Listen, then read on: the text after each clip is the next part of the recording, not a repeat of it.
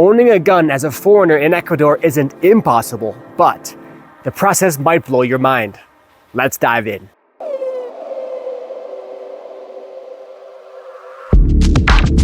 While violent crime in Ecuador is largely tied to mafia activity, it has raised concerns about personal safety, especially among expats. The topic of gun ownership has become a hot debate, with many unaware that Ecuador legalized firearms for self-defense in 2023.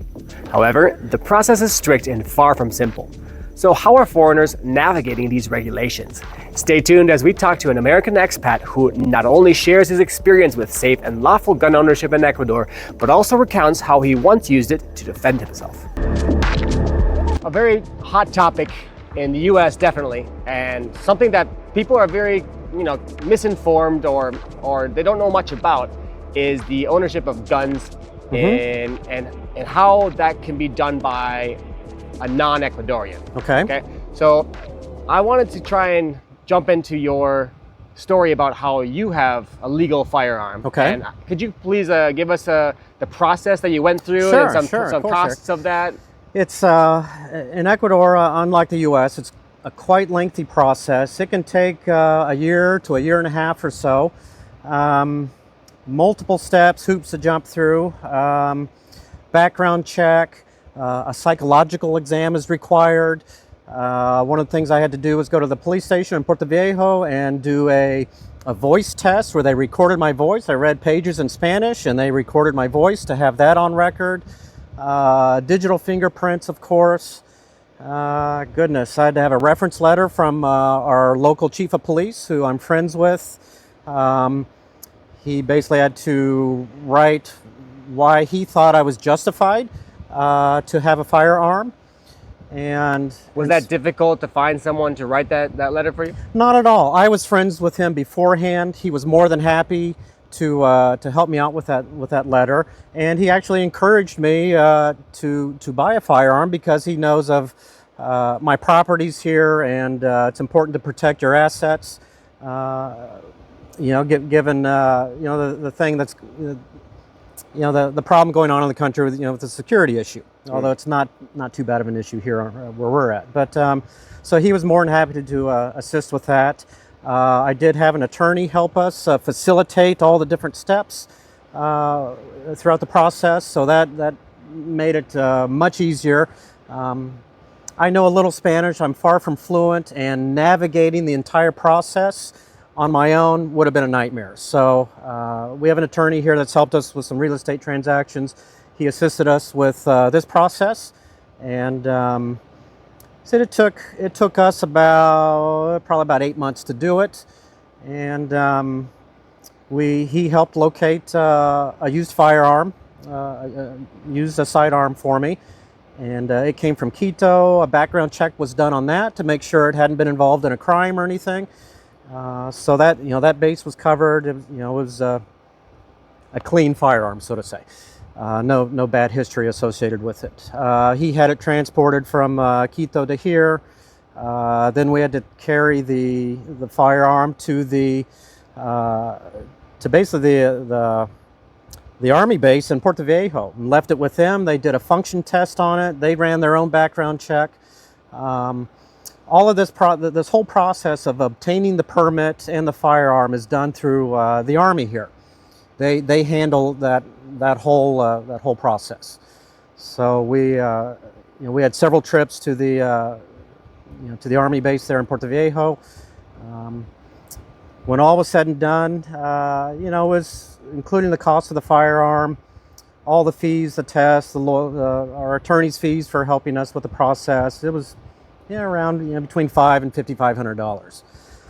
Quite a bit more expensive than in the U.S., especially the firearm. In the U.S. you can buy a used 9mm for $400 or $500, a decent brand. Here I have a name brand firearm, 9mm. It was $3,000 used, but pristine condition, case, everything. So obviously the price difference is incredible. Yeah. The process is also quite a bit more lengthy here. Some states in the U.S. obviously don't even require a permit to own a firearm. There's private party sales. It's a whole nother chapter there. And what was the time frame again? It took us about 8 months. The entire process? The entire process, start to finish. Okay. And did you do most of these checks? You said you had to go in for like the checks for your voice and all these other things. Were they in Portoviejo, everything that you did?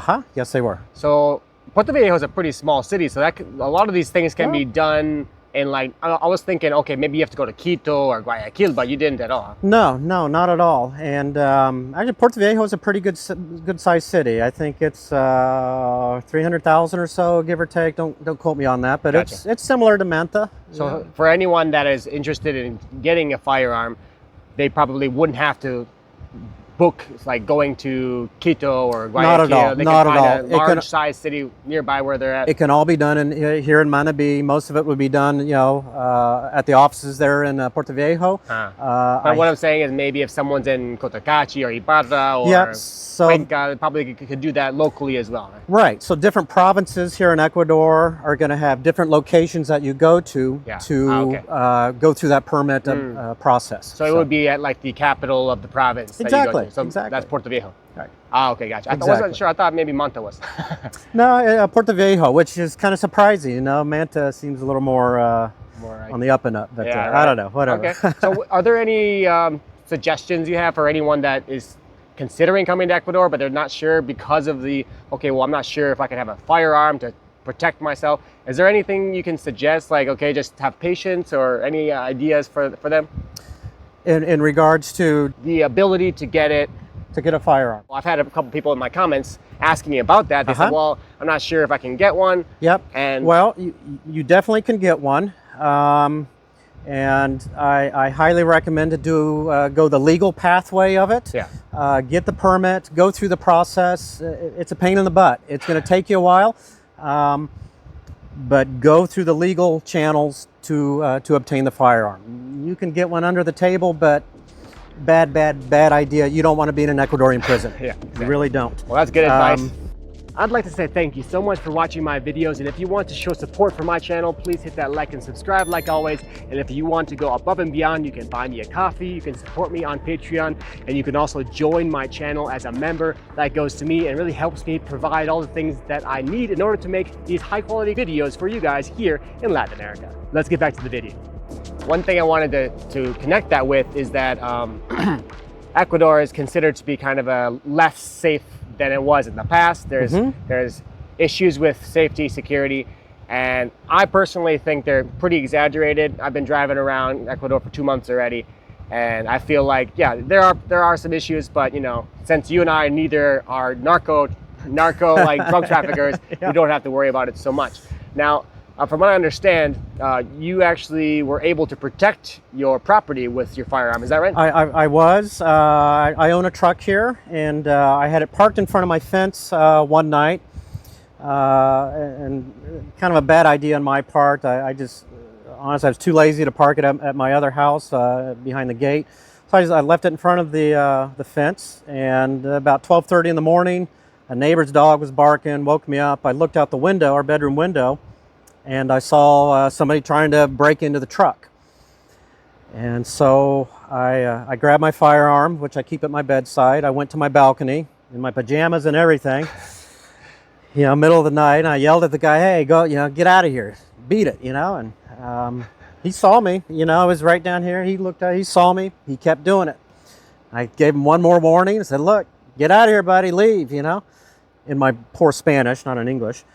And he didn't stop. So I fired 2 warning shots out over the beach, nowhere near in the direction of him, but I did fire a couple warning shots. And he heard that and he booked it. So if I hadn't had my gun, my truck would be gone. And vehicles here in Ecuador are a massive investment. One of the largest expenses you'll have here. What was the approximate cost of the truck? About $20,000, and it's a 11-year-old truck. Wow, that's a big investment for sure. Large investment. For next to a home, it's probably a person's second largest investment for both Ecuadorians and expats. Right. This is something that is very helpful. Obviously, you used it very intelligently. You did it in a way that was non-violent, which is the way to do things, how you should be doing things. And this is a type of crime that I think happens all around the world. I mean, It does. It does. Trying to rob or steal things from cars. It happened to me in Minnesota. I've been a victim of someone breaking through my windshield with a rock and stealing the stuff inside. Yeah. So I mean, this happens all around the world. Obviously, I wasn't there when it happened, but in your situation, luckily your dog broke you up, and so yeah. This is kind of a thing that happens both in the U.S. and Ecuador as well, right? right? I could, we could do a whole story here on just break-ins, my personal issues with break-ins and things being stolen, my time that I spent in the U.S. I mean, I could just go on and on, dozens and dozens of incidents. And that was mostly in Kansas, or? Mostly in Kansas. And you think of Kansas Midwest, low-key place, right? It's, again, I tell people anywhere on this planet where you have people, there's going to be a criminal element. Anywhere. There's no place that is truly safe from theft and that criminal element. It doesn't exist. Right. Included in the States. So yeah, I was fortunate. I was able to deter my truck being stolen, and glad I had it. So elaborating a bit more on safety. I mean, besides that unfortunate truck event, I mean, obviously that wasn't a violent crime. That was just someone trying to steal your stuff, which I've had stuff stolen on my trip already, many things. Besides that one experience, how was safety for you here? Outside of that, knock on wood, or whatever they do, we've had no issues. We don't feel unsafe here in our villages when we go to Manta, Quito. We're always on alert, and I think people should be, regardless of where they are on this planet, not just Ecuador, anywhere. Because again, wherever there's people, there's a criminal element that wants to take what you have. But here, my wife goes for walks on the beach in the evening, and we've been to Manta. We walk around, and we never feel unsafe. Granted, we're not going to the bad parts of town and that kind of thing. We're not flashing fancy watches and jewelry, and you got to be smart about it. Again, this applies anywhere, not just Ecuador, anywhere. You don't want to give the bad guys an opportunity. Right. So just be smart about it. But we don't feel unsafe here at all.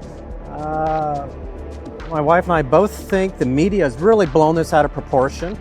My family that lives here says, the security issue, it's a little elevated right now in intensity, but it's been going on for decades. This is nothing new for Ecuador. Right. So I'll summarize it for you guys. If you want to be a drug trafficker, do not do it in Ecuador, because bad things will happen. Bad things will happen. Graf, how many cats you got? 9 cats.